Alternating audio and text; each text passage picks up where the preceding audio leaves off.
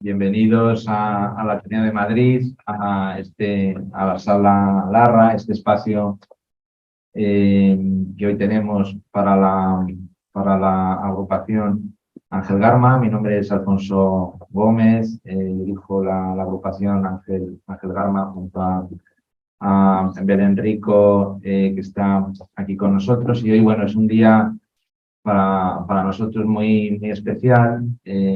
Contamos en una mesa de lujo y también entre el público con unos colegas y amigos junto a los que hemos iniciado la andadura de una asociación psicoanalítica nueva con el nombre de Discurso Psicoanalítico, lo cual pues en España, como irán contando en la mesa, pues es todo un reto con la situación que se está viviendo con el psicoanálisis.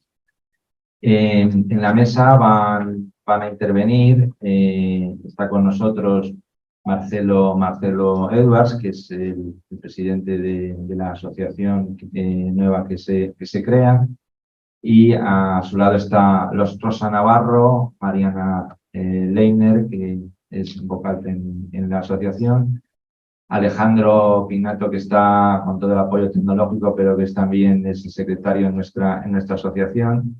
Y tenemos pues también bienvenidos desde Barcelona, tanto a Carmen como a Lucía. La verdad es que es un gusto tener miembros de la Asociación Teneros. Y nos acompaña también, representando a la sección de Psicología del Ateneo, Marian, la secretaria de la sección de Psicología, muchas gracias. Y de la sección de Sanidad, también gracias, Ana, por estar aquí con nosotros. Dicho Silvia, bienvenida también, otro miembro de la asociación, Isabel, en fin, Hortensia. La verdad es que es un gusto ver caras conocidas, Marcelo no, otras no, pero desde luego aquí tenéis, os digo ya desde la agrupación Ángel Garma y Ateneo, pues vuestra casa. Y dicho esto, voy a pasar la palabra a Belén Rico para que presente a todos los miembros de la mesa y así podamos empezar el evento, y que espero que sea desde luego de vuestro interés. Y ya de entrada os agradezco mucho que hayáis venido. Belén, cuando quieras. Buenas tardes. Bueno, también saludar a Claudia, que está ahí con nosotros.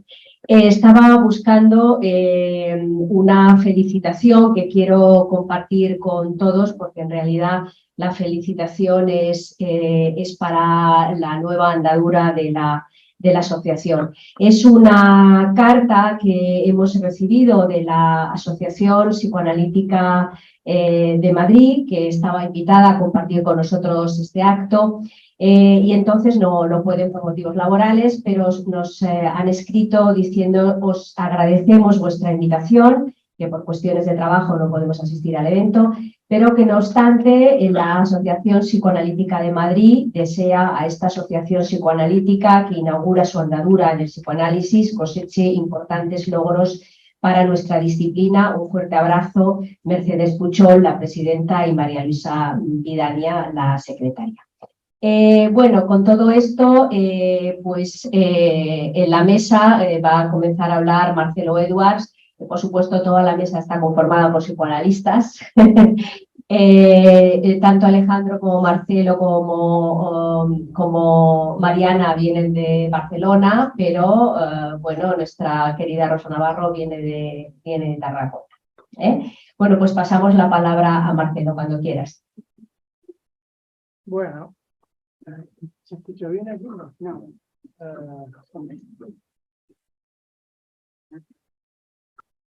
¿Sí? Vale. Bueno, buenas noches o buenas tardes a todos. ¿Ahora no? No sé. Ahora sí. ¿Sí? ¿Está bien? Bueno, es un placer estar otra vez aquí en esta casa, que siempre nos reciben muy bien, después sobre todo por lo que vendrá luego. Bueno, este es un deseo nuestro que venimos llevando hace un tiempo, hace un año y medio que estamos con esta idea, bueno, tirándola adelante. la creación de una asociación de psicoanálisis, que como dijeron, se llama Discurso Psicoanalítico. Mando una de las referencias claras del Lacan en ese sentido, Jacques Lacan, que compartimos por ahora con unos 15 colegas, de los cuales están nuestros amigos Belén, Rico y Alfonso. Además de hablarles de esta iniciativa, comentaré algunas cosas sobre lo que para mí son los desafíos actuales del psicoanálisis. Ustedes se preguntarán por qué crear otra institución psicoanalítica más en España, habiendo ya unas cuantas, y con un recorrido largo.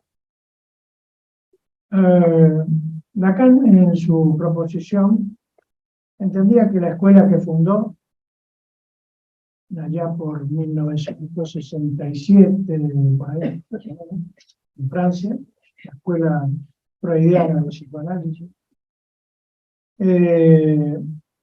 entendía que la escuela que fundó era un refugio para los psicoanalistas. Pero también decía allí, en la proposición, entre otras cosas, que esperaba que los miembros llegaran a ser amos de su deseo, siendo que el deseo es el deseo del otro, del gran otro, por decirlo así, de mamá, de papá, de los abuelitos y todo esto. Eso se ha de entender en la línea de querer o no lo que se desea. Ser amo de su deseo, hay que entenderlo en esa línea. No que uno es un caprichoso. Años más tarde, Lacan hablaría de la identificación al síntoma o de saber hacer allí con el síntoma. Siendo que el síntoma es un retorno de lo reprimido, inconsciente, expresa la contradicción entre las pulsiones y la conciencia, que es ante todo una conciencia moral. Por lo tanto, saber hacer allí con el síntoma implica saber manejar en acto esa contradicción entre yo y las pulsiones, entre la conciencia moral y las pulsiones, en términos freudianos. Otro psicoanalista lacaniano, discípulo de Lacan, murió hace relativamente poco, en una conversación que tuve con él hace muchos años, decía que los psicoanalistas tienen la necesidad de una casa. Un refugio para Lacan, una casa para Melman. Jean-Michel Barperot, con el que he estudiado durante muchos años, que ahora vive en Argentina, matemático, psicoanalista, nos comentó alguna vez que Lacan se inspiró en Bion para proponer los carteles que él puso en marcha en su escuela. Grupos de trabajo. Bion era un psiquiatra inglés y psicoanalista en la época de la Segunda Guerra Mundial. Y le tocó atender a los traumatizados de guerra, los que, espantados, no querían volver al frente. Ante esto, inventó un dispositivo. Les dijo que se reunieran en pequeños grupos y hablaran de cualquier cosa, de lo que se les ocurriera. Método psicoanalítico. Tuvo éxito. Al tiempo, la mayoría volvió a enfrentarse a la posibilidad de morir. Como ustedes saben, el traumatismo es efecto de que el sujeto no ha podido reaccionar ante la situación en la que ha sido lesionado, herido, perseguido, etc. Por lo tanto, hablar entre ellos les devolvió el coraje. Interesante, ¿no? La palabra, depende de cómo, puede permitir recobrar el coraje. Lacan decía que los neuróticos somos los cobardes, los deprimidos también. Hay que entender esto, es decir, la idea de escaparse de enfrentar la vida y los problemas de la vida, etc. Por lo tanto, digamos, hablando, depende de cómo, uno puede recobrar el coraje.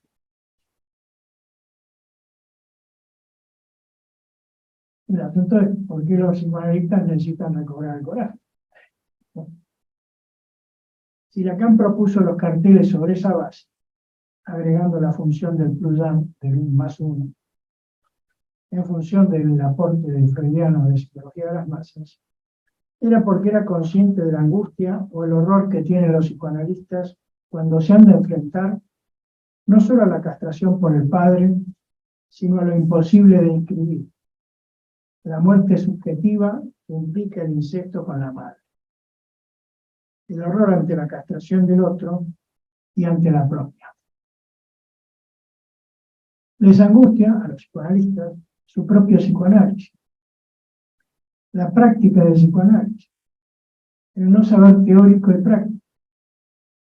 Les angustia lo que proyectan sobre los otros colegas. Para colmo, la soledad de su práctica no calma esos malestares.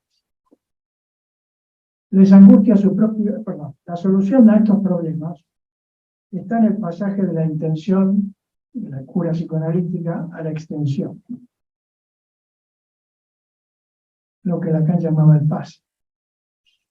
Del analista como síntoma, porque el analista deviene el síntoma del analizante en una cura psicoanalítica, es decir, es aquel sobre el que nosotros proyectamos nuestras propias contradicciones, nuestros propios síntomas. Es lo que se llama la neurosis de transferencia. Es decir, del analista como síntoma al saber hacer allí con el síntoma, como decía Lacan. Es decir, saber hacer allí con eso que uno ha puesto en la transferencia en relación al analista. En el pasaje de la transferencia analítica a la transferencia de trabajo con los otros analistas, es eso lo que permite, digamos así, manejar todos esos malestares y angustias. Por supuesto, la cura analítica ha permitido un pasaje importante, pero la cuestión es qué hace un psicoanalista una vez que ha terminado su análisis. Como cualquier sujeto que se psicoanaliza y después tiene que seguir enfrentándose con la vida.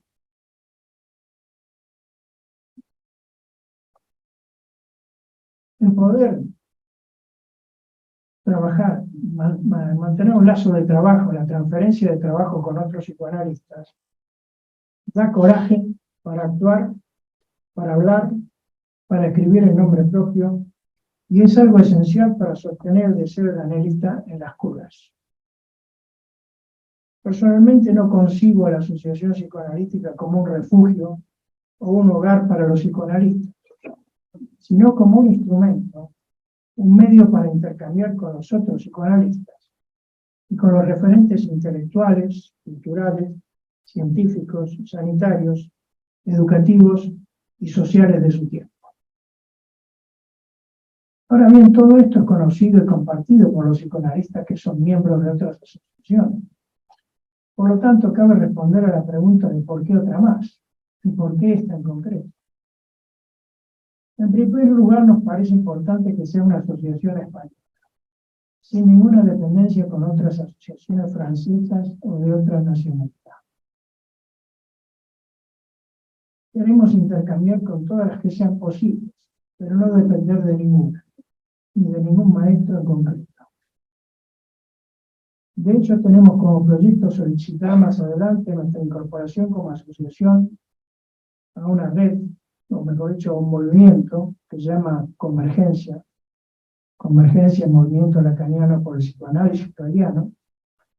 Es un movimiento abierto, creado hace ya muchos años en Barcelona, que cuenta con 33 asociaciones argentinas, uruguayas, brasileñas, mexicanas, francesas y españolas. Hace poco algunos de nosotros participamos en la organización del Congreso de Convergencia que se hizo en Barcelona, repitiendo el evento de la fundación de la Convergencia hace muchos años. En segundo lugar, pretendemos no reproducir lo que ocurre en otras asociaciones psicoanalíticas, la dependencia de uno o de algunos maestros. Eso produce unos efectos muy negativos en cuanto a la formación de los psicoanalistas, que ya han sido muy cuestionados, entre otros por Lacan, y no obstante, no dejó de reproducir lo mismo, al igual que algunos de sus discípulos. La identificación imaginaria con el psicoanalista, es decir, con el síntoma, ya sea con su yo, con su ideal del yo, o su super yo, no es igual a la identificación simbólica con el síntoma de la que habla Lacan. La identificación simbólica implica asumir el asesinato simbólico y la castración que ello implica. La colusión entre la transferencia psicoanalítica y el poder institucional lleva a muchos analizantes a un impasse subjetivo de difícil resolución. Los analistas hemos de recordar que nuestra autoridad proviene justamente de no usar el poder que nos confiere la transferencia del psicoanalizante. Por ello pretendemos que los cargos de la Junta Directiva se renueven normalmente tal como figuran los estatutos y que todos los miembros se comprometan en las tareas de dirección y gestión. Tampoco deseamos establecer jerarquías o nominaciones que nos distingan a unos de otros. Basta con que todos los que practicamos el psicoanálisis nos definamos ante la sociedad como psicoanalistas practicantes. Cada miembro lo es en tanto uno por uno, es decir, con la singularidad de su deseo articulado a su nombre propio. Nuestra junta directiva o la asociación en su conjunto no están para controlar o inhibir sus iniciativas individuales o grupales. Tampoco para condicionar los lazos con otros psicoanalistas, como muchas veces sucede en otras asociaciones. Por lo contrario, de lo que se trata es de que cada cual pueda actuar en función de su deseo por el psicoanálisis. En tercer término, nos parece muy importante tener en cuenta los desafíos que este momento histórico, en particular en España, plantea a los psicoanalistas. Por un lado, lo que acabo de mencionar en cuanto a la asociación psicoanalítica y la formación de los analistas, es decir, lo que podemos llamar la resistencia misma de los analistas y los obstáculos que nosotros mismos nos generamos. Es de por sí un tema muy amplio. Por otra parte, el discurso neocapitalista que impera en el mundo empuja a los sujetos de esta civilización científica que nos consultan al consumo de todo tipo de objetos y drogas para calmar la angustia y la depresión, en una fuga hipomaníaca hacia adelante, para no pensar, no simbolizar y no enfrentar los interrogantes que nos plantea nuestra existencia acerca del amor, del deseo y las elecciones cruciales.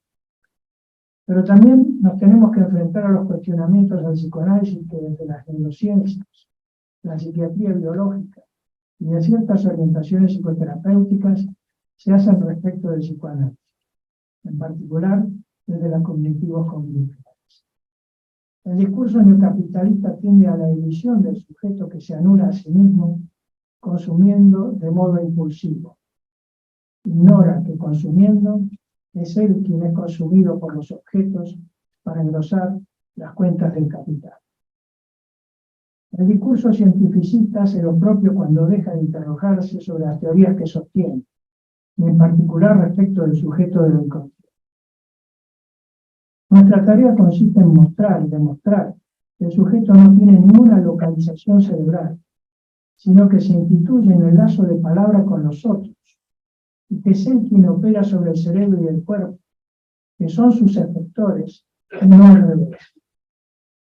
Los neurocientíficos, psiquiatras biológicos y psicólogos saben hoy en día que la mayor parte de nuestra actividad mental es inconsciente, pero no saben o no quieren saber que lo inconsciente freudiano no es lo no consciente, sino lo que es rechazado, renegado o reprimido de modo automático por las contradicciones que el deseo le plantea al sujeto. Puedo amar a mi padre, pero querer matarlo. Y por lo tanto, como quiero preservar su amor, trato de no matarlo, es decir, me olvido de mi deseo de muerte. Doy ese ejemplo para que se entienda. El sujeto está dividido entre consciente e inconsciente. Y lo inconsciente no es de orden óntico, del orden del ser, sino ético. No te lo sé poner. Palabras que la angustia, los síntomas, las inhibiciones, así como todas las otras formas de malestar subjetivo. ¿Lo quito? Esto de gozo, el individuo no sabe de dónde proviene ni cómo manejar. Consiste nuestra tarea también en mostrar y demostrar por qué un psicoanálisis no se reduce a una psicoterapia. Porque el tío no sabe hablar. ¿Quién puede aportar eso, por favor? Oye, de todas formas,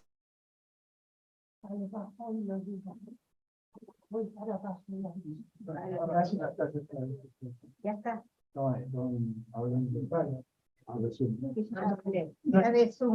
Nuestra tarea también consiste en mostrar y demostrar por qué un psicoanálisis no se reduce a una psicoterapia. Este término carece de una definición precisa, puesto que al fin de cuentas hablar con un buen amigo o amiga, con un cura, con un asistente social, un educador o contactar con algunos animales pueden tener efectos terapéuticos, ¿por qué negar? Es decir, calmar la angustia, levantar un síntoma o una inhibición.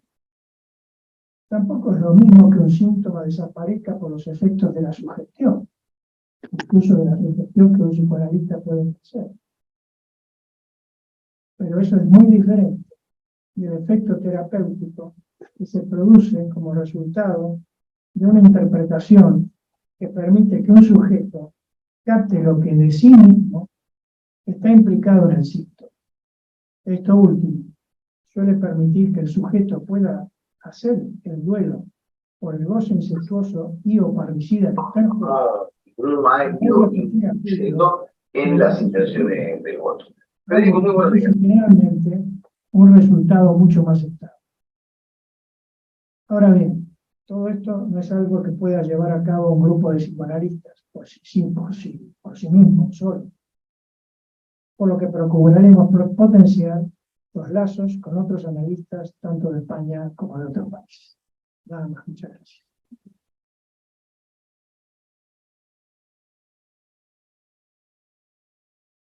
Bueno, pues le pasamos la palabra a Rosa Navarro. Muy bien, gracias.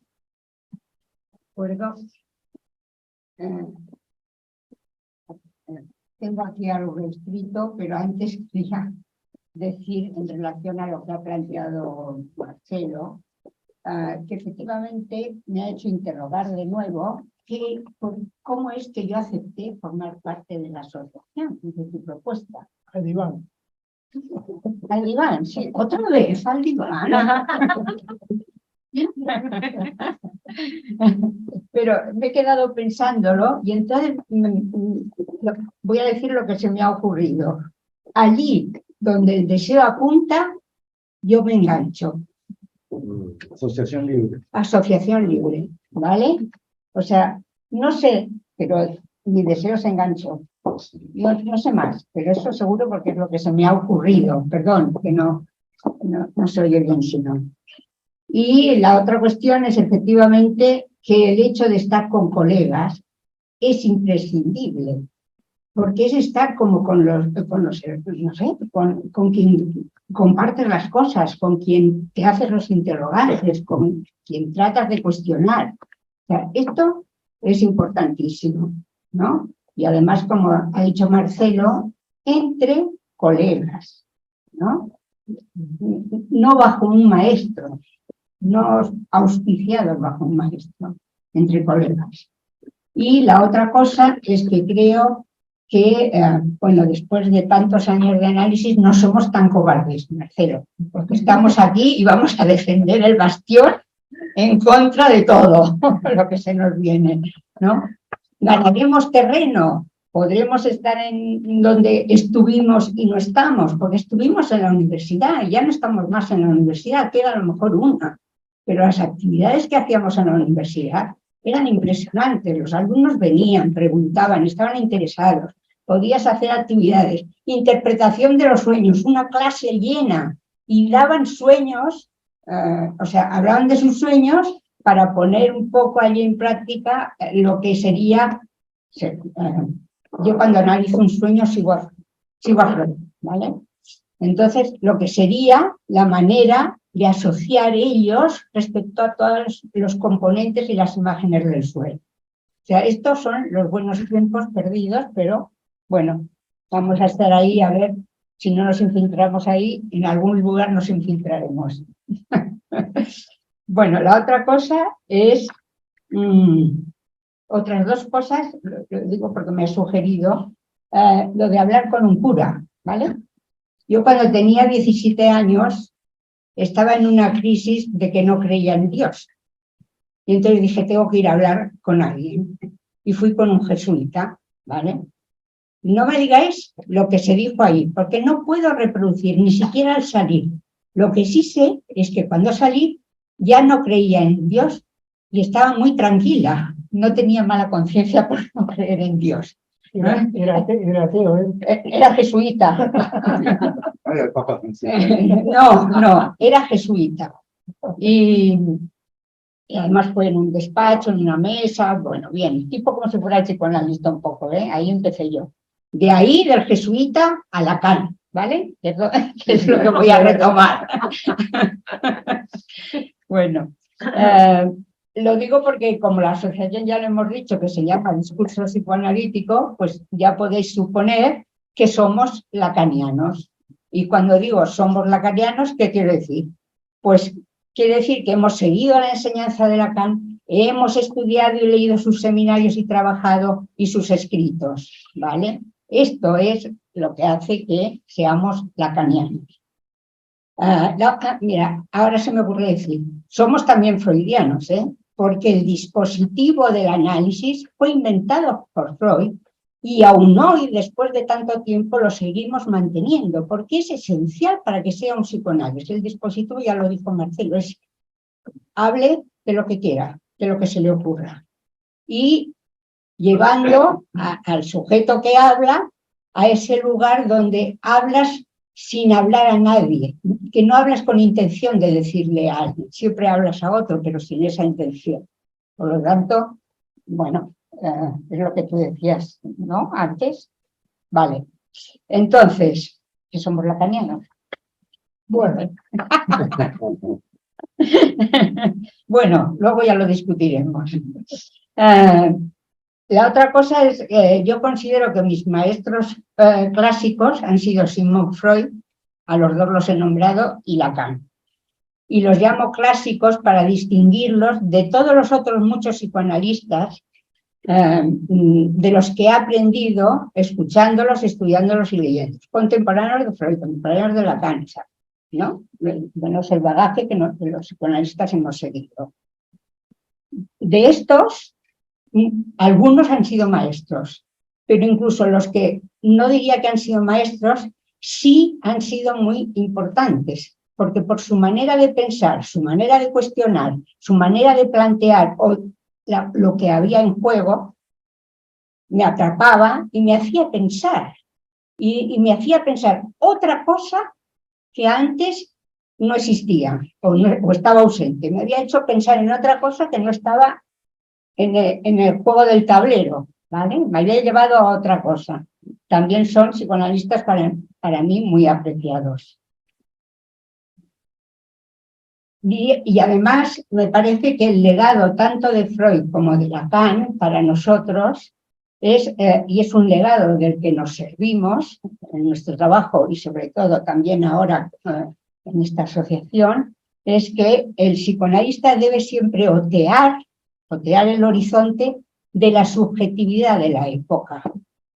Porque para escuchar el síntoma de esa subjetividad de la época, el síntoma de esa época, de esa subjetividad de la época, que siempre el síntoma es lo que no funciona, ¿vale? Entonces, nos tenemos que servir de eso para poder recibir, acoger al que viene y escuchar su síntoma, ¿vale? Esto tanto en Lacan como en Freud. Sigo.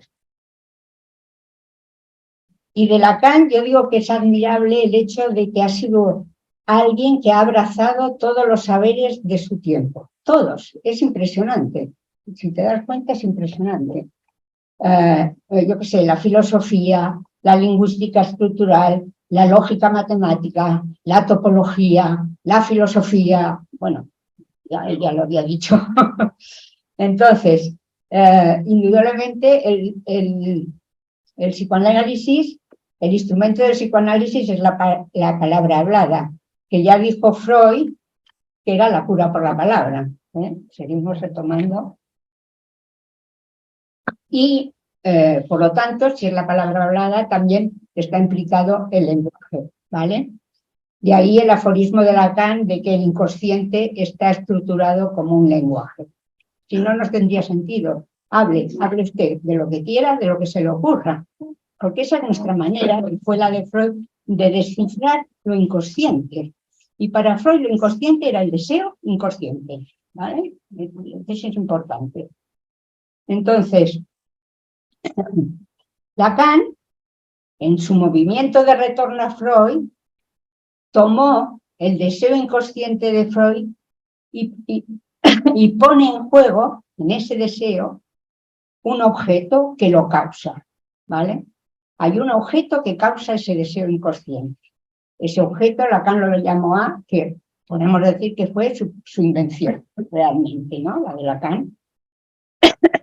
Y con esto quiero decir que es esencial para el ser humano y que es lo que cuenta la causa de su deseo, ¿vale? No tanto su deseo, sino la causa de su deseo, ¿vale? Cuando Freud decía inconsciente también planteaba, sin haberlo planteado así, la causa del deseo, ¿vale? Y sobre esta cuestión de la causalidad, Lacan se sitúa en la orientación de la ciencia, pero diferentemente de ella. Lacan toma como sujeto al sujeto de la ciencia, digamos, el sujeto de la ciencia sería el investigador, ¿vale? El que vais a investigar. Pero para hacer valer otra cosa que la determinación causal. ¿Por qué esto es así? Porque lo que se pone de manifiesto en relación a la causa es que la causa es inaprensible, inasible, fuera de toda determinación. No la puedes agarrar. Esto no la puedes alcanzar, ni agarrar, ni utilizar, ¿vale? Entonces, esto es lo que se pone de manifiesto, que la causa del deseo es inasible, inaprensible y no se puede, como decir, digamos. La otra cosa es que en el discurso de la ciencia, la verdad que manda en el discurso de la ciencia es una verdad sobre la persona, sobre los individuos, pero es una verdad para todos. Esa verdad de la ciencia es para todos en cualquier cuestión que investiguen sobre las personas y los individuos, ¿vale? La cual cosa para nosotros implica que cuando es una cosa para todos, siguiendo una ley general, lo que se obstaculiza es la voz singular del sujeto que habla, que es con lo que nosotros trabajamos en análisis, ¿vale? Es decir, lo otro es en general, ¿no? Porque las mujeres no sé qué, en general. Hemos investigado esto, en general, para todos es así, para todos, ¿vale?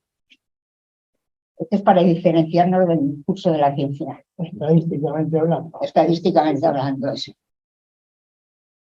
Y además Lacan dirá que el psicoanálisis no es una ciencia, sino un discurso fundamental, que es el discurso psicoanalítico. ¿Vale? Qué honor, ¿eh? Para Lacan, el discurso, él lo dice así, es una estructura necesaria que excede con mucho a la palabra hablada, que es una palabra muchas veces ocasional, ¿vale? Y digamos, ¿por qué dice que es una estructura necesaria? Es necesaria porque el discurso es lo que hace funcionar el lazo social entre los seres hablantes. Ordena las relaciones entre los individuos, los acuerdos de los lazos sociales, ¿vale? Matrimonial, en pareja, todo esto. Sus reglas. Fija además los umbrales de la transgresión, a partir de aquí hay transgresión y a partir de aquí no, y ordena, por lo tanto los goces también. El sujeto es sostenido por el discurso, pero por el discurso en el que uno está prendido. Si tú te prendes en un discurso, el sujeto está sostenido por ese discurso. Y no importa lo que diga el discurso, porque en el discurso no se trata del contenido, ni siquiera de los enunciados que hace un sujeto que está en ese discurso. Porque en realidad lo que Lacan plantea en los discursos es que el discurso implica una red de relaciones que asigna lugares, puestos, y es la manera de organizar los lazos sociales. Y de este modo es una estructura, ya lo dijo, es una estructura, ¿no? Como tal estructura hace esto. Y el sujeto que se adhiere a un discurso está determinado por ese discurso. Se adhiere a ese discurso por identificación, diría Freud, o por el significante amo, como dice la película, ¿no? Se adhiere uno a... Bueno, la otra cuestión es que no hay ningún colectivo humano que no esté estructurado por el discurso del amo. En todos opera el significante amo que acabo de decir que es al que adhiere uno. Y el significante amo esté encarnado en una persona o no, no importa, el significante amo es el que manda.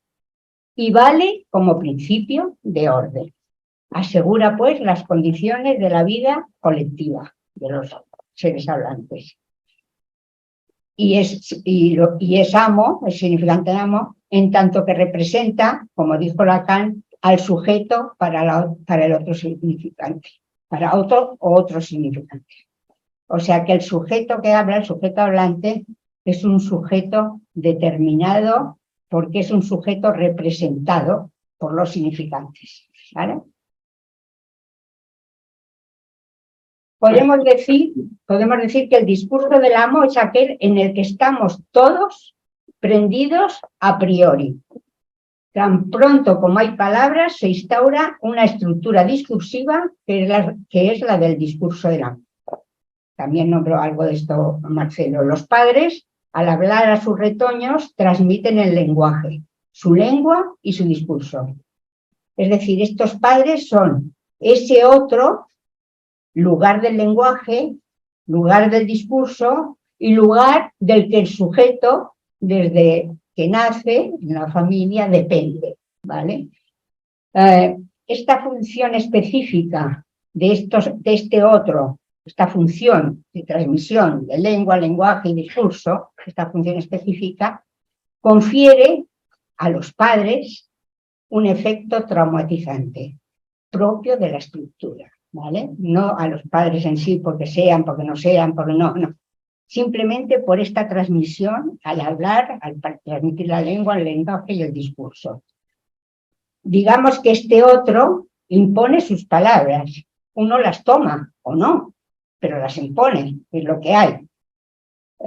Y que su discurso, como todo discurso, suele calificar, enjuiciar, exigir, demandar, ¿no? Ahora que digo calificar, cuando yo era pequeña... Salvo psicoanalítico. Estamos hablando del discurso amo, ¿vale? O de los otros. O de los otros, bueno, algunos peor.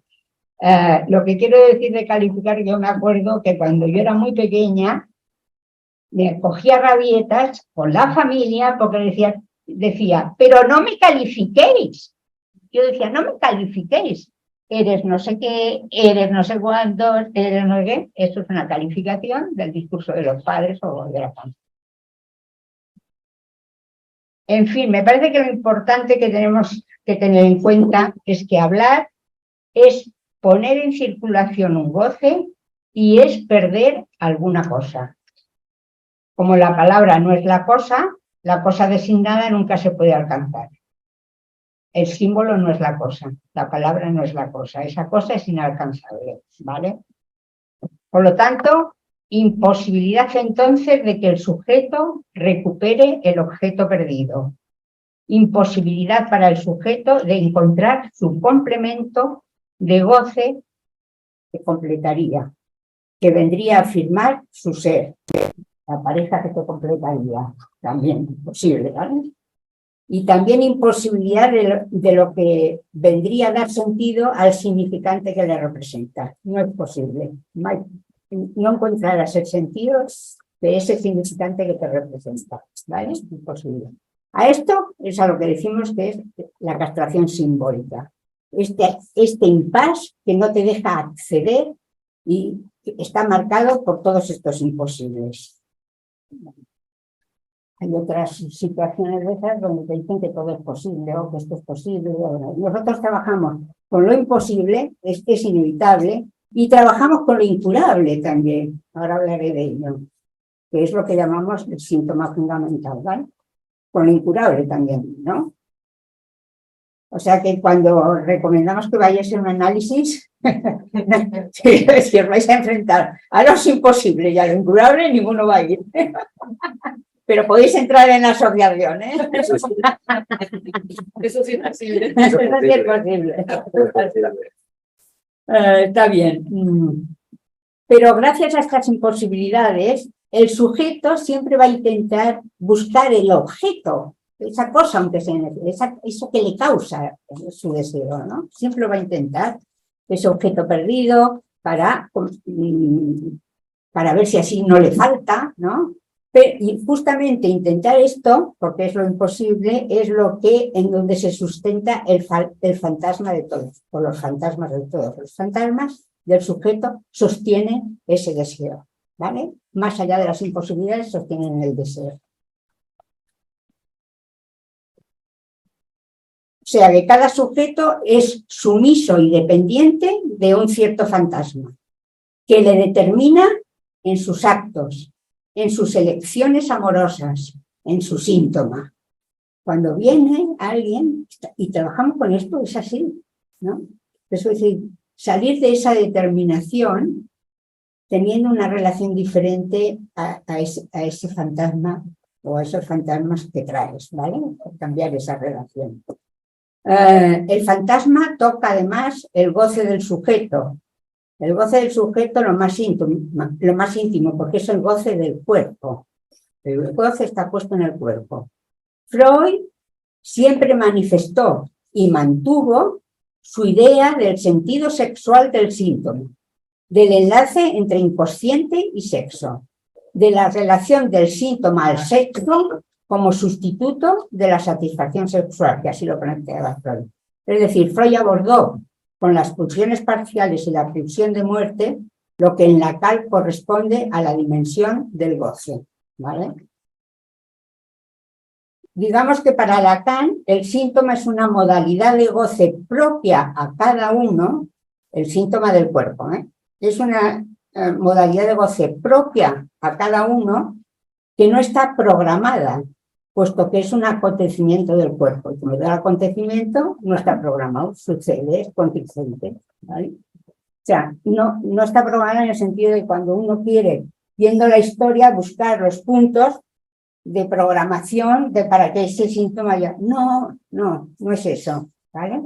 No sirve, eso no es. Eso no es análisis, no es psicoanálisis, ¿vale? Digamos que al mismo tiempo este goce del síntoma constituye la singularidad de este sujeto. Es su síntoma fundamental, su manera de gozar. Por eso, en el análisis, que es a lo que apuntamos, es a este síntoma, porque cuando alguien viene con una pluralidad de síntomas que vas trabajando, ¿no? Pero hacia el final del análisis, en ese recorrido, está este síntoma fundamental, ¿vale? Que es la modalidad de goce del propio sujeto. Trabajarlo es importante, porque desde el desciframiento del deseo inconsciente al inicio del análisis, en todo recorrido, la caída de las identificaciones imaginarias, el trabajo analítico del fantasma fundamental es siempre para producir una relación diferente con respecto a ese fantasma, a lo imaginario, al partener y al goce del cuerpo, ¿vale? Esto es lo que, digamos, apuntamos, a lo que queremos llegar. No todo el mundo llega, porque no todo el mundo entra en el discurso analítico o porque no todo el mundo va más allá, ¿no? quizás la angustia de la que hablaba Marcelo de los analistas tiene que ver con esto también. De que nosotros hemos seguido, a pesar de todo hemos seguido en el análisis hasta el final. Bueno, si luego lo discutimos. Bueno, nada más, ya está.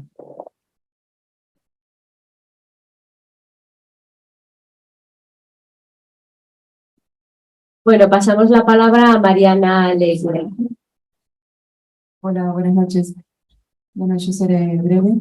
Quiero comentar simplemente que el psicoanálisis, en mi caso, lo que me ha provocado y lo que me provoca es un deseo por la palabra, por poder tener una escucha diferente a partir de la formación y de la práctica. El discurso del psicoanálisis sostiene ese lugar en el cual el sujeto, la persona que viene a atenderse, trae un sufrimiento que es escuchado de una manera singular, diferente a la que proporcionan otro tipo de terapias, y en donde el saber está en ese lado. Cuando el otro día hablaba con un colega sobre el discurso psicoanalítico y lo que proponíamos con esta nueva asociación, yo le intentaba comentar las diferencias sociales y culturales respecto a cómo ha sido el psicoanálisis desde sus orígenes hasta la sociedad actual, y él en un momento me interrumpió y me dijo: antes lo quieren crear antes de que se muera Woody Allen.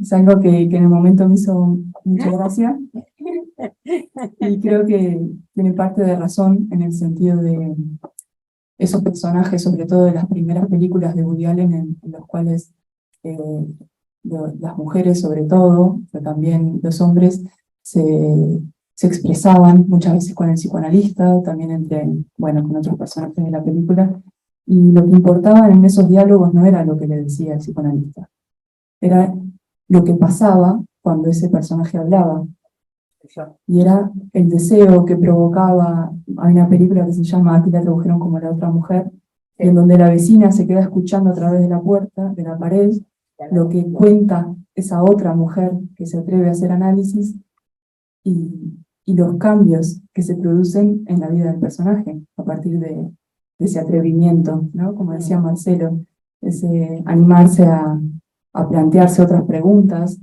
y a cuestionarse las cosas desde otro lugar, que por más que uno puede también, evidentemente, plantearse preguntas, pero nunca es lo mismo cuando se abre en un espacio analítico. Ese cambio y ese atreverse es lo que intentamos animar y provocar también con la Asociación Discurso Psicoanalítico. Por eso también lo que hemos planteado como una de las primeras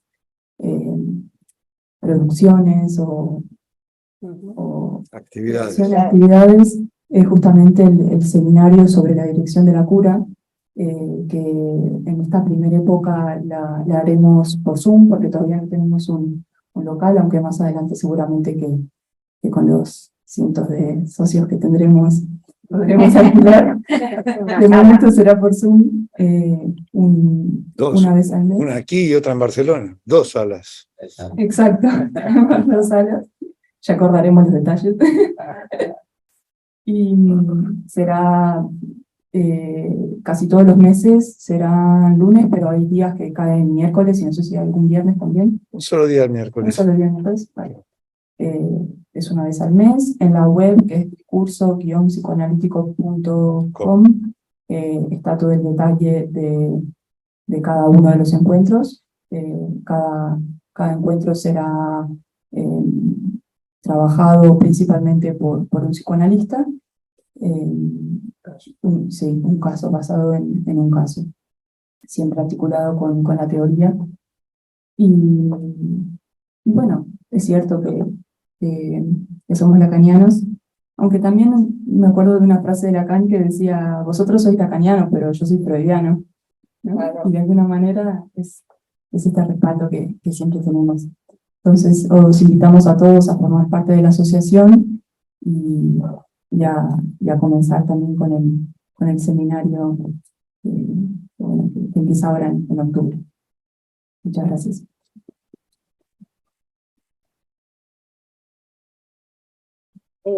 Bueno, al final del acto, como habréis podido comprobar por el pequeño ruido que se está realizando al fondo de la sala, queremos brindar con vosotros para poder celebrar bueno, queremos brindar con todos vosotros, pues, bueno, y simbólicamente, bueno, Lo de Zoom. están al otro lado. Claro, empecemos con lo de Zoom. Que nos sale bastante más barato. Hombre. Al otro lado.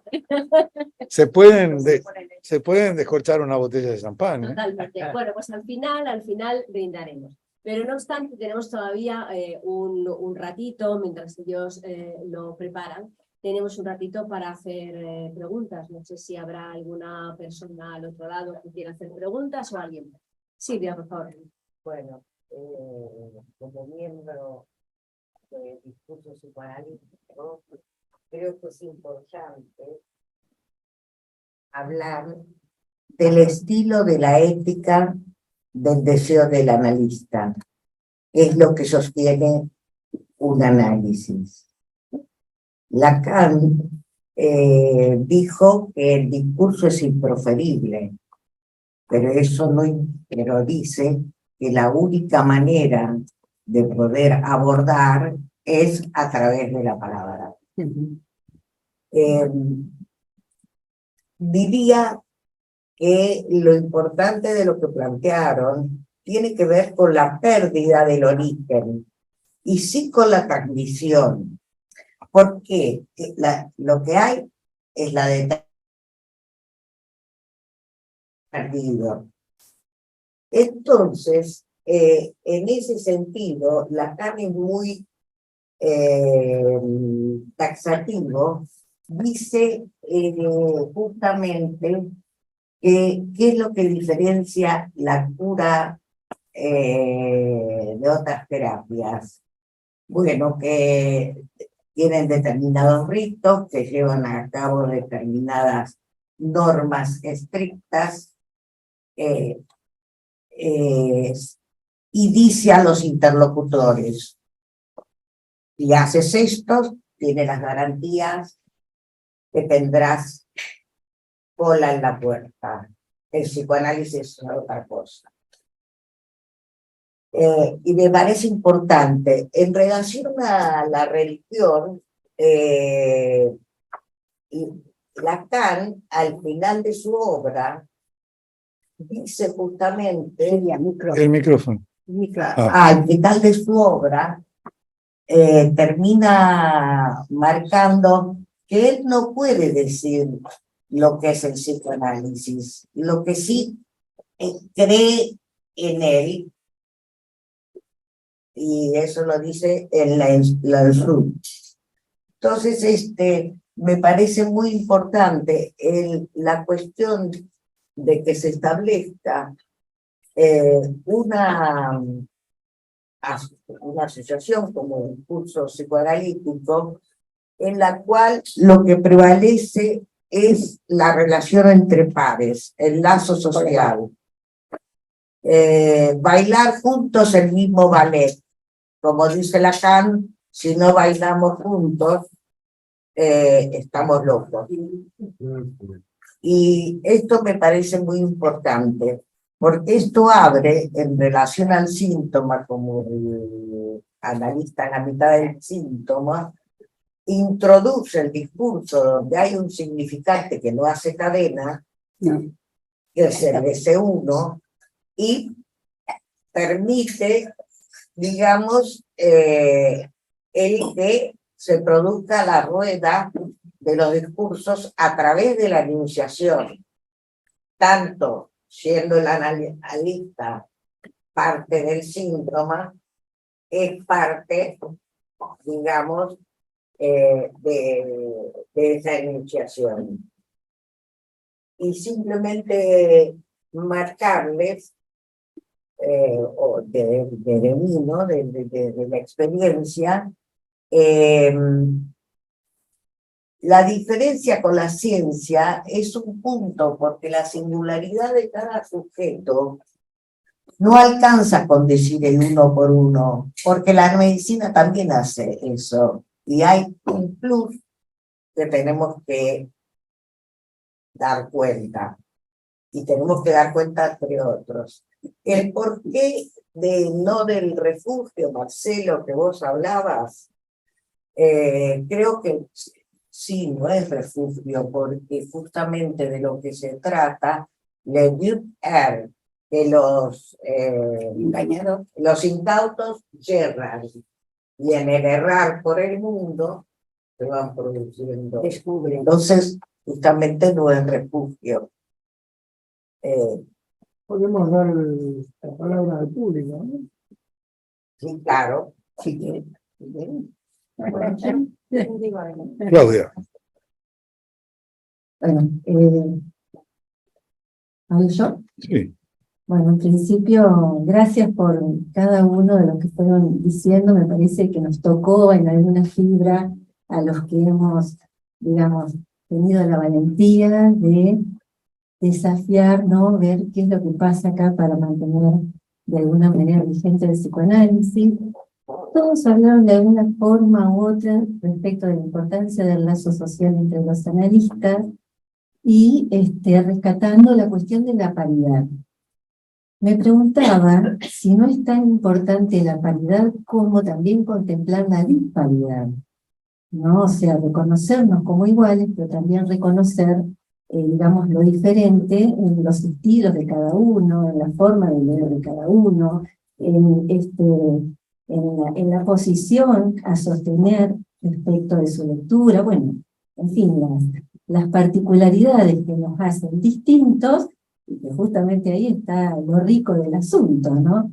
Bueno, esto. Yo creo que efectivamente cuando hablamos de lo singular, ya estamos hablando de eso, de que no, la paridad no es en el sentido igualdad, ¿no?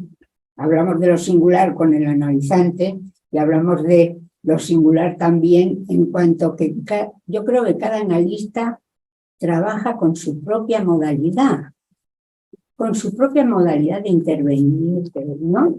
La propia modalidad. Los casos de Freud lo que te enseñan es la modalidad de Freud en su trabajo analítico con los pacientes. Entonces a mí me parece que eso hay que cuidarlo. Y hay que, esa diferencia, esa modalidad particular de cada uno hay que cuidarlo y hay que estimular.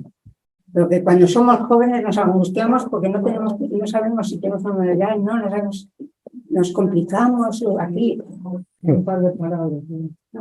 Tú cuando presentaste un caso en Umbral, manifestaste tu propia modalidad de cómo encaraste y trabajaste con ese caso.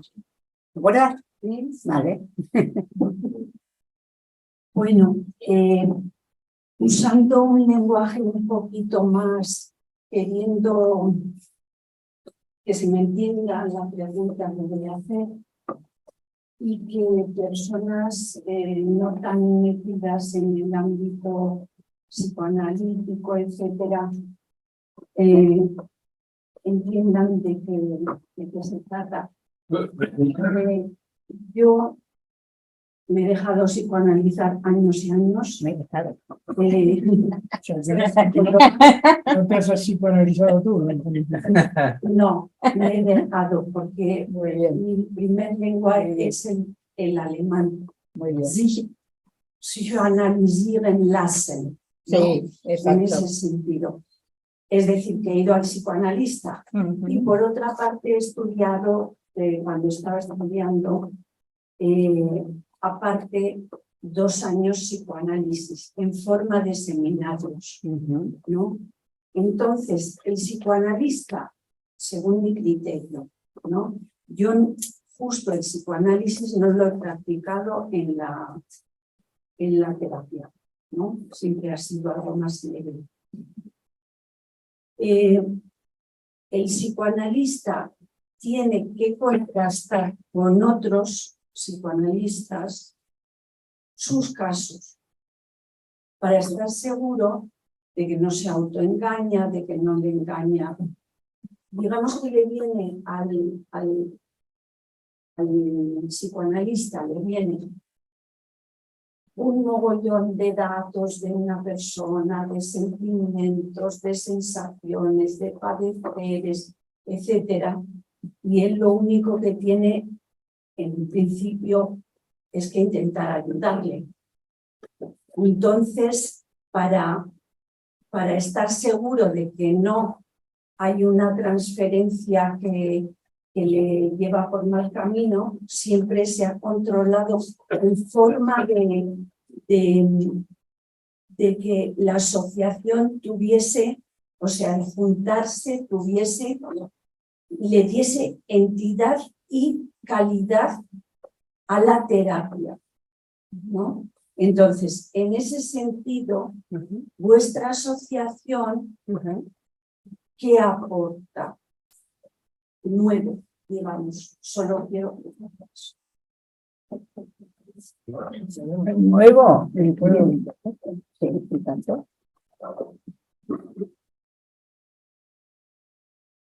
no es la asociación. ¿Sí? No, no sé. Nuestra asociación está dirigida en el principio para los psicoanalistas que quieran interesarse en ella, no para los pacientes. Los pacientes, el tema de la cura psicoanalítica es algo que cada cual ejercerá en la vida, en su vida, en su consulta privada o en su trabajo público, institucional. Pero digamos que es un ámbito para que los psicoanalistas puedan dialogar y debatir entre ellos sobre los problemas que le plantea en parte su práctica y las cuestiones teóricas que, digamos, tienen que ver con esa misma práctica. Es para distinguir una cosa de otra. Lo único que yo quería subrayar, pero ya no es una respuesta directa a usted, es que discursos hay muchos. El plomero tiene un discurso, el abogado tiene un discurso. Hay un montón, hay discurso médico. Cada práctica tiene un discurso. Hay que conocer cosas, hay que saber de qué se está hablando, ¿no? ¿Sí? Pero ese discurso, a su vez, como dijo Silvia hace un momento, determina lo que dice y piensa un sujeto. La única diferencia entre el discurso psicoanalítico que introdujo Freud en el mundo y al que le dio una formulación Lacan es que nosotros nos colocamos en la posición de recibir el discurso del otro. No imponemos un discurso. O sea, nosotros escuchamos cómo habla el otro y a partir de allí puede aparecer el discurso en el que él está inscripto. Es decir, que hacemos un trabajo al revés, inverso. Y es muy diferente de los otros abordajes psicoterapéuticos, porque los otros abordajes psicoterapéuticos parten de una cuestión básica, que es que se dirigen a la conciencia del paciente. No tienen en cuenta lo inconsciente tal como Freud lo introdujo en el mundo. Es decir, un inconsciente que no es lo no consciente, sino que, como dije, es lo reprimido, lo olvidado, lo renegado, lo rechazado, es decir, aquello de lo que el sujeto no quiere saber nada, y que tiene que ver con cómo él enfrenta la vida, es decir, sus relaciones amorosas, sus relaciones sexuales, sus relaciones laborales, etcétera, etcétera, pero que están sobredeterminadas por lo que ha ocurrido en su infancia, es decir, los deseos incestuosos y parricidas que habitan en su inconsciente. Porque lo inconsciente es eso, es el incesto y el parricidio. Y todas las demás psicoterapias piensan que eso no existe. Pero eso es lo que nos está determinando y la cuestión es cómo cada cual de nosotros puede manejar eso de manera tal que ese goce incestuoso y parricida no siga sobredeterminando las relaciones que tenemos en la vida actual, de tal manera que produzca síntomas en nuestras relaciones laborales, profesionales, sexuales, amorosas, etc. Es una cosa muy sencilla. Un hombre que toma a su mujer, aunque sea de manera transitoria o puntual, como a su madre, va a tener síntomas. Síntomas como, por ejemplo, que no se le va a levantar el pene. Porque ese objeto sexual que es esa pareja o esa mujer, en un momento determinado a él se le cortocircuita con su propia mano. Es algo muy sencillo, doy este ejemplo que es banal, para que se entienda que en el fondo la cuestión es cómo un sujeto puede manejar, aprender a manejar, y por lo tanto al llegar a olvidar ese deseo incestuoso, reprimir otra vez, ese deseo incestuoso que le ha retornado y que le impide tener una vida sexual tranquila.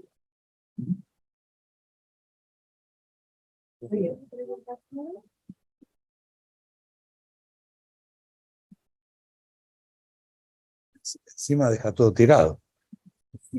Como que tiene muchísimo momento, pero bueno, yo lo lanzo. Has hablado tú, sobre todo, de un concepto que era subjetividad colectiva o subjetividad temporal. De la época. Sí, de la época. Y quería que me explicases cuál es la subjetividad de la época actual. Sí, lo sabes. Un follón.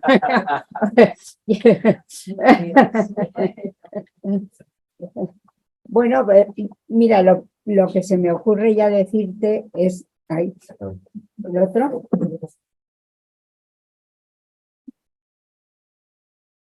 Que para acercarme a la subjetividad de la época, yo creo que traería todas las cuestiones estas de que uno se autodetermina en su propio género y sexo, ¿vale?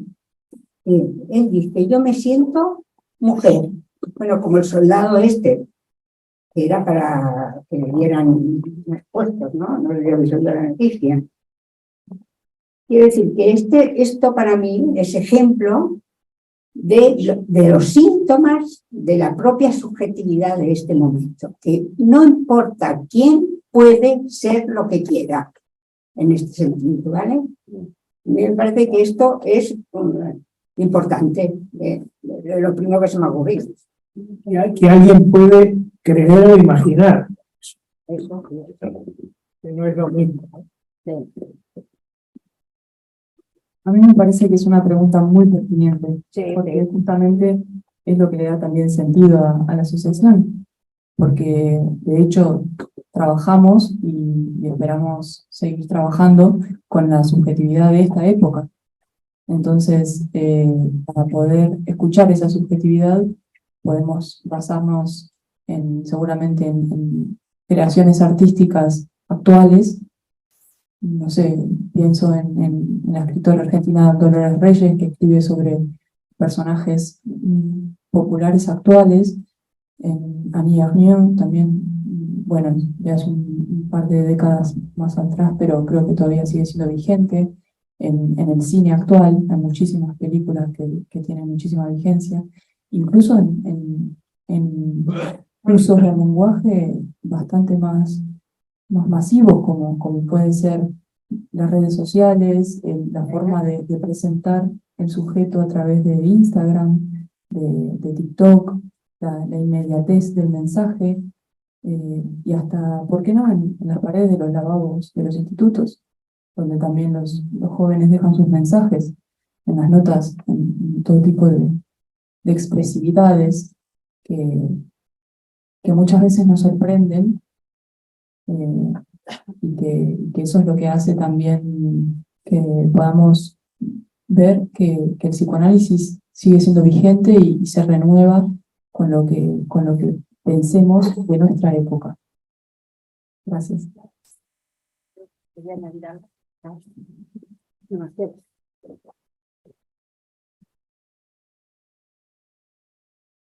Bueno, yo quería añadir algo a lo que ha dicho Rosa y a lo que ha dicho Mariano sobre el espíritu de la época, ¿no? Yo creo que además de lo que habéis dicho, o también un poco incluido, está el que hoy se quiere imponer algo, o se impone, o se piensa, o se cree que todo es posible, Se cree. que se puede tener todo y que a través de eso se puede obtener la felicidad absoluta y permanente, cosa que es absolutamente imposible por la misma naturaleza del ser humano, ¿no? Yo diría que ahí está bastante de lo que es el espíritu de la época. Bueno, gracias. Capitalista también. Y si puedo añadir a lo que dijo Carmen, ¿no?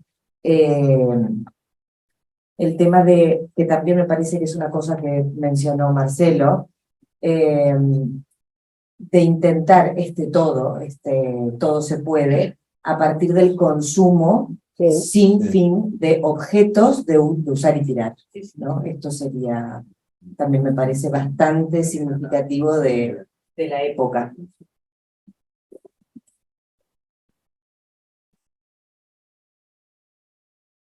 Hola, buenas. Yo quería haceros una pregunta, bueno, más que una pregunta, pediros un consejo, a ver si me lo podéis dar. Bueno, yo actualmente estoy terminando la carrera de psicología y sí que me quiero enfocar en el discurso psicoanalítico. Voy a iniciar este año formación y me encuentro con mucha resistencia a nivel social de introducir precisamente este discurso, porque la gente no quiere escuchar. Entonces, claro, o sea, como que a mí se me presentan unas vertientes de, a la hora, por ejemplo, de buscar empleo, o incluso llegar a un puesto de trabajo y decir que tu discurso es este, ¿no? Y que la gente no te quiera escuchar. Entonces, como ¿dónde quedamos esta otra parte? Porque al final el discurso psicoanalítico no se va a poder rechazar nunca porque es que está impregnado en el propio hablar, o sea, es como que no es inherente a nosotros.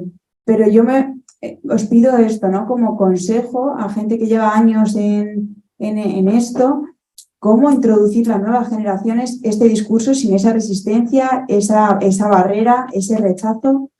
Porque me venía a la mente una entrevista que hice para un puesto de trabajo hace unos meses y bueno, pues yo introduje que era, ¿no?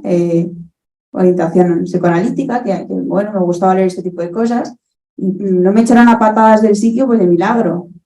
¿Cuál era el empleo? ¿Cuál era el puesto? Pues era como educadora para menores, dando clases de, bueno, ¿no? Niños con TDAH, bueno, diagnosticadísimos y etiquetadísimos. Y fue como, bueno, pues ni siquiera se quiere escuchar esto, o sea, no sé, me encuentro como ahí con mucha problemática, ¿no? Entonces, bueno.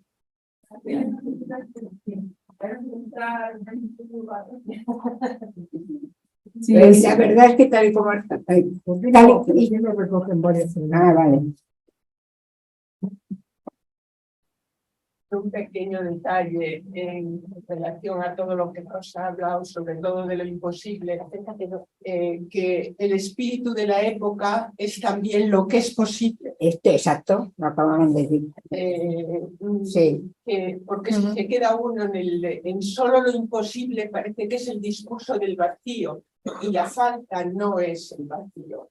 Son dos cosas diferentes. El objeto A es objeto causa, pero también hace los referentes, y los referentes fundamentalmente del cuerpo, del significante de la goce, pero también el goce del objeto del cuerpo. Entonces, frente a ese discurso, porque se ha extendido mucho también el rechazo psicoanalítico por el tema de lo imposible, de hablar tanto de lo imposible, y precisamente subrayar la parte de lo que hay que recuperar, lo que es posible. Y esta asociación para mí es un punto más de lo que es posible. Es lo positivo, exactamente. Y la pareja, el partenero, es lo positivo. Una cosa es la falta, y no es tanto la pérdida del origen, sino que se inscribe en el origen la falta. Y luego el origen es posible. Es posible, como espíritu de la época, lo que hay que ver. Y también el espíritu de la época, lo que va más allá, porque no introduce la falta o lo imposible. Pero bueno, eso ya es la crítica del espíritu de la época. Pero me parecía muy importante subrayar el tema y lo posible dentro de lo imposible. Y que el espíritu de la época es eso sobre todo. Una cosita. Muy buenas tardes en primer lugar. Muchísimas gracias a ambas ponentes, a todos los ponentes y a vosotros, por supuesto, por la creación de esta asociación. Mi pregunta es la siguiente, más que pregunta también tiene el matiz de una reflexión que la someto a su consideración. Inspirando en todos los mensajes que ustedes me han enviado, que han enviado al público, me quedo con el siguiente, la palabra. La palabra. ¿Por qué elijo la palabra? He elegido en este momento la palabra. Señores, ustedes sabrán, el doctor Fromm ya lo estudié ampliamente dentro de del derecho, de la filosofía del derecho, ya nos dice que una de las lacras, cada siglo tiene una lacra, tiene una característica, y por ser lacra es negativo, tiene un sentido peyorativo, claro. Nos dijo que ya la lacra, si se quiere, del siglo XX y por supuesto el siglo XXI es la soledad. La característica del siglo XIX fue la avaricia, el siglo XX, estamos en 23, la soledad. Bien, entonces, por derecho, haciendo una analogía con la palabra literal que ustedes han empleado al dar el título a esta conferencia, Desafíos del psicoanálisis, mi consideración es la siguiente. Dado que hoy ya es de dominio público que el ser humano, hablo de Occidente, me retiro a Occidente, está hiperconectado, hay una hiperconectividad, pero paradójicamente o al mismo tiempo está tremendamente aislado. El otro día precisamente presenté un libro de Nuccio Ordine, y cuyo uno de sus magníficos libros es El hombre no es una isla. Perfecto. Entonces, el desafío que ustedes tienen en este siglo XXI, en el que ya llamar por teléfono es una agresión, atención, es una agresión, ¿eh? La juventud hoy considera, no, dime, quedamos a las 5, dímelo por WhatsApp. Pues sí, acabo antes, el otro día hablé con una persona del mundo sanitario y me decía, quiero hablar con mi hija, es imposible. Sin embargo, le hablo por WhatsApp y me contesta. Sí, me lo dijo literalmente. Entonces, esta incomunicación, esta tecnificación, esta asunción por parte del siglo XXI, de la sociedad occidental, de los cánones, usted ha mencionado, las características asibles, mensurables, cuantificables, que es, según un estudio y un trabajo que estoy haciendo del doctor Miguel García de las Heras, es herencia de la Ilustración, y estamos aplicando al hombre las características de lo asible, mensurable, cuantificable y sobre todo con resultado económico. Ese es un desafío. La falta de palabra que se ha impuesto en Occidente, insisto, Occidente, y me refiero más al Occidente del Occidente. ¿Saben ustedes a qué me refiero? Ese desafío, ¿cómo lo afrontan ustedes?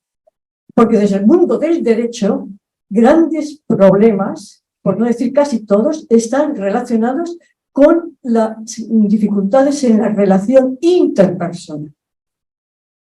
Laboral, personal, etc. Creo que ahí el psicoanálisis tiene un campo muy abonado y muy importante. Es lo que he sometido a su consideración. Muchas gracias. Gracias por tu aportación. Ahí el psicoanálisis es un punto para orientarnos. Yo creo que una de las formas de afrontar esto es creando una asociación. Exacto. ¿No? Y además nos da un punto de orientación, ¿no? Quería decir solamente una cosa, que dentro de la subjetividad de la época, lo que se impone es, no hay que dejar de lado el neoliberalismo, que no es lo mismo que el capitalismo, y que por lo tanto lo que impera ya ni siquiera es que depende de uno, sino que lo que dicta justamente es la afánisis del sujeto, afánisis como aquello que aparece la posibilidad del sujeto deseante. No existe, todo es posible. Ahora, cuando hablaban de lo imposible es lo que hace lo posible. Dentro de ese posible, creo que lo que incluye en la práctica, en la asociación como práctica analítica, es no poder. Poder, no poder, es otra cosa. Poder no pudiera. Me parece que tendríamos que contestarle a la chica. Contestamos. ¿Había otra persona? Había otra. La chica Mira. de lo imposible de trabajar. Exacto, sí, sobre la pregunta de cómo poder, bueno, trabajar, ejercer cuando hay tantas resistencias, tantos prejuicios y rechazo hacia el psicoanálisis. Te entiendo perfectamente porque es algo a lo que me he tenido que afrontar durante muchos años, y creo que no hace falta tampoco reivindicar el psicoanálisis en todos los espacios, sobre todo porque, como tú bien dices, si el otro no escucha, no quiere escuchar, ya tiene ahí el oído cerrado. Porque lo importante es que el analista, que tú puedas escuchar cuando haya alguien que quiera decir algo. Y en todo caso, si te presentas una oferta de trabajo y lo que buscan es una educadora, una psicóloga, lo que sea, tú puedes tomar ese trabajo y luego en tu práctica ejercer el psicoanálisis, tener esa escucha psicoanalítica en la manera que sea. Hay psicoanalistas que trabajan en colegios como acompañantes de niños durante pocas horas, educadores sociales en instituciones de salud mental, en fin, en cualquier lado se puede sostener esa escucha. Como decía antes, incluso hasta viendo una película se puede sostener esa escucha, analizar una novela, lo que sea. Lo importante para poder escucharlo es que el otro hable. Entonces, primero hay que conseguir el trabajo y luego tener hablantes para escuchar.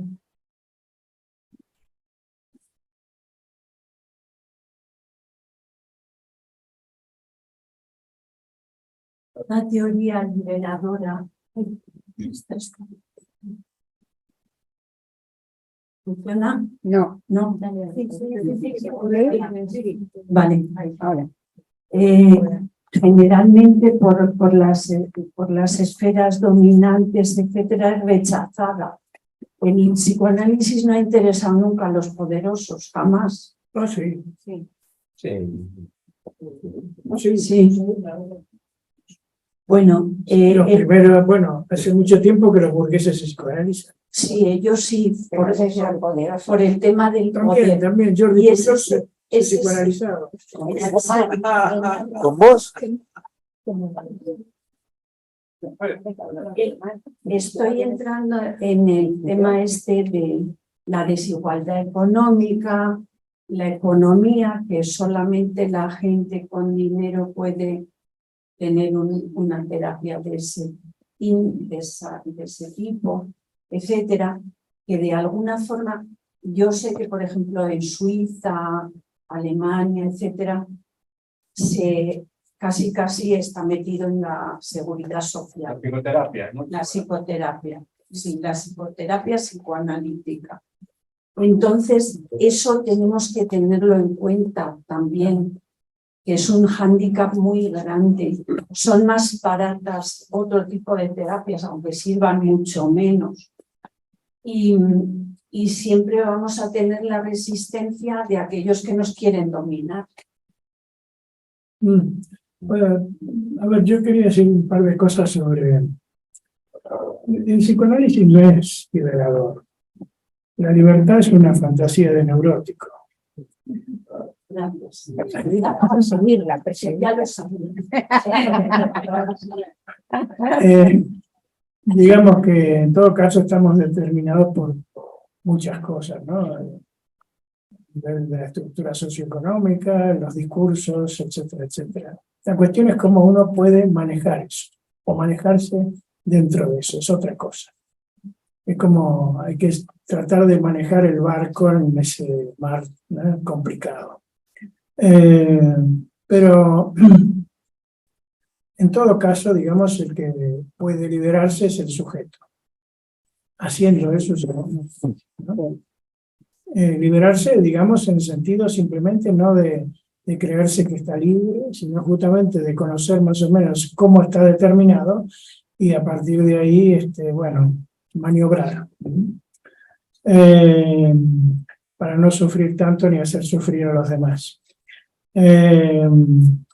La cuestión de lo posible y lo imposible me importó. La intervención de Isabel me gustó mucho. Porque efectivamente los psicoanalistas podemos a lo mejor en un determinado momento hacer un énfasis sobre lo imposible, pero la cuestión es que evidentemente cualquier paciente lo que quiere es que haya ciertas cosas que para él sean posibles, justamente no quedar inhibido o anclado en lo imposible.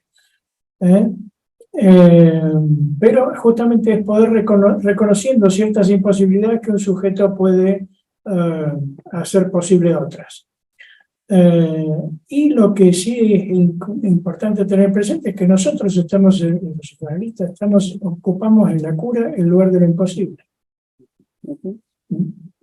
Para que el otro pueda hablar, tomar la palabra y que para él pueda ser posible. Ahora bien, hablar no cura para nada por sí mismo. La palabra incluso puede ser algo que enferme.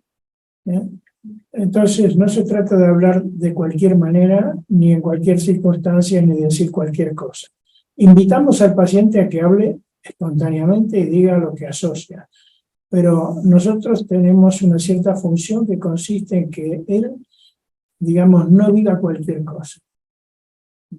Es decir, que él pueda darse cuenta de que hay ciertas cosas que son importantes y que tiene que tenerlas en cuenta. O aprender a leerlas de otra manera. Y es muy distinto de una cosa de darle la palabra y que el otro haga una catarsis. Vale, no, iba a decir simplemente que vamos a tener que ir. Vale, pues breve. Una manera de dar la palabra es quedarse en silencio, esperando que diga. Y todos dicen, yo también, si voy así, digo en algún momento, ¿no? Esto por un lado. Y luego la otra cosa de lo liberador, yo creo que cuando no cedes sobre tu propio deseo, hay algo del orden de tu liberación, ¿vale? Lo otro es esclavizarse, no es como decir, ¿no? Y ese es un punto importante del trabajo en el análisis, ¿vale? Esta es la parte de que no tenemos cedido. Quería comentar simplemente que la Asociación Discurso Psicoanalítico no solo está abierta a todos los psicoanalistas que quieran formar parte, sino también a filósofos, antropólogos, en fin, cualquiera que tenga un interés en conocer, en acercarse, en estudiar, en conocer el psicoanálisis de la forma que pueda que desee. De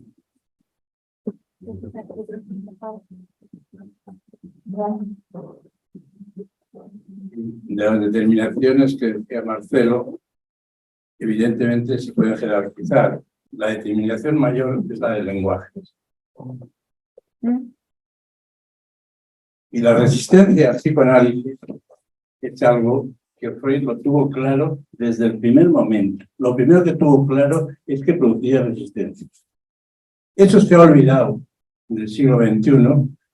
¿Por qué no entra el psicoanálisis?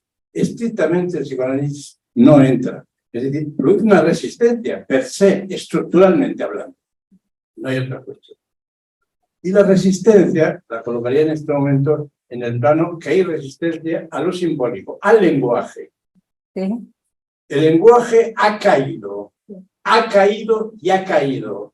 Y entonces lo que no se deja es hablar, digamos en el amor, que no se puede hablar ya, sino que ese es el drama actual, yo creo, y que no es suficiente que Lacan haya empezado por esa enseñanza, es decir, dar peso al lenguaje, sino que se debe renovar, porque la palabra tiene unos efectos, como se sabe, incalculables, pero lo que no es posible es que se haya luchado contra ella directamente, ¿no? Entonces parece que el psicoanálisis actualmente es salvar la palabra, por decirlo así.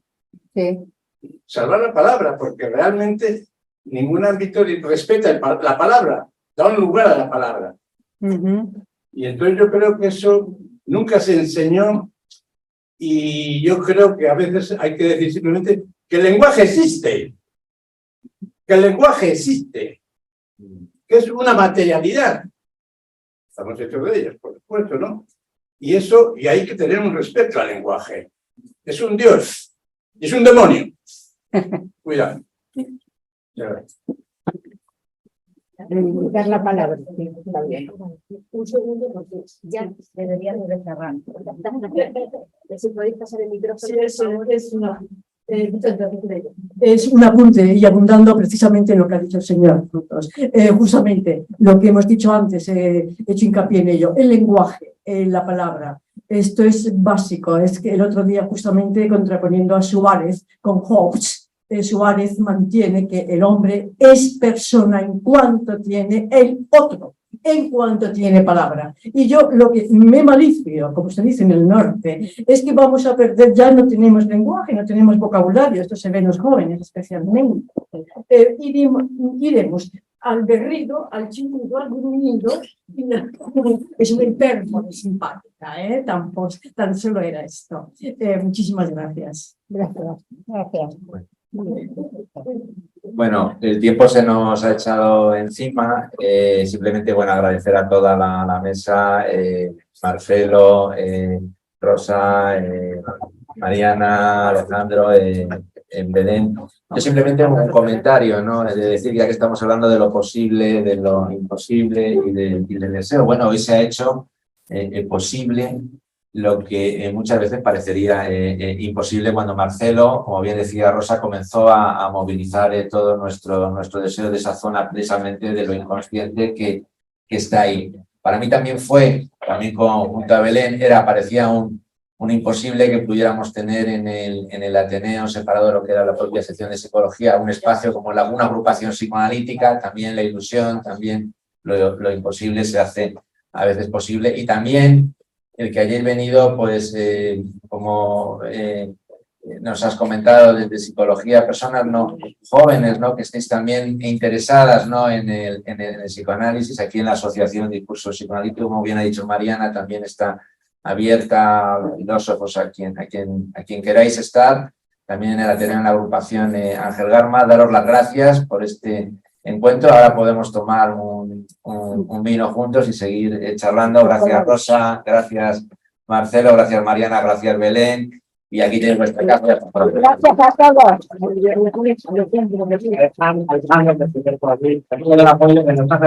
todos. Aclarar también que para participar en el